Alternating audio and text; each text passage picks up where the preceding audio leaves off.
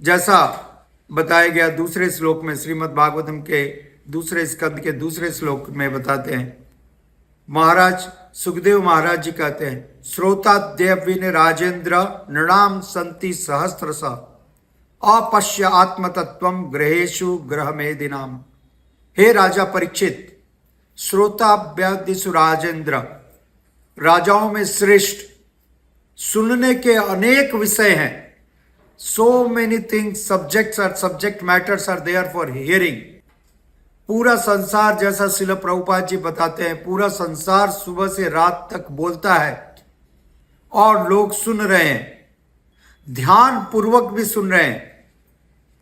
हजारों हजारों विषय हैं बोलने के लिए, लाखों विषय हैं उनके सुनने के लिए, परंतु ये सारे विषय उनको और ज्यादा बंधन में, आसक्ति में बांधने वाले हैं।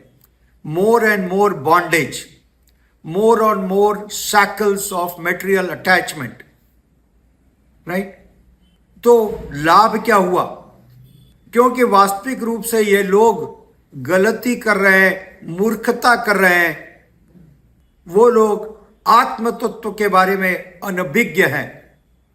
आत्म तत्व यानी आत्मा की वास्तविक पहचान, यह जानते नहीं है कि आत्मा भगवान की नित्य सेवक है। आत्मा का स्वभाव है भगवान की प्रेममय सेवाएं करना। इस आत्म तत्व को जाने बिना जितनी भी जिज्ञासा है सब व्यर्थ है। It is purely a waste of time.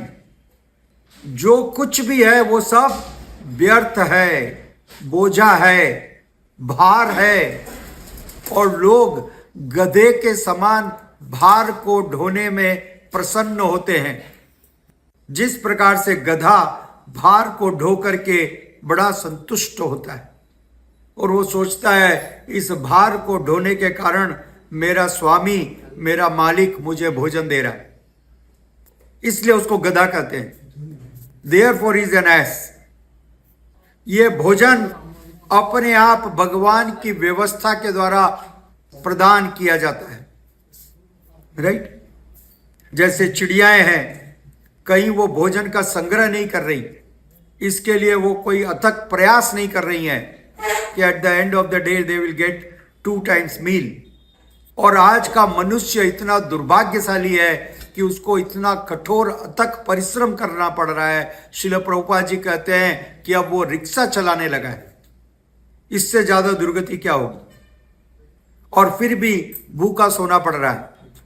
ये ऐसा इसलिए हो रहा है कि हम भगवान के नियमों के विपरीत कार्य कर रहे हैं। We are acting against the principles and the direction of the scriptures.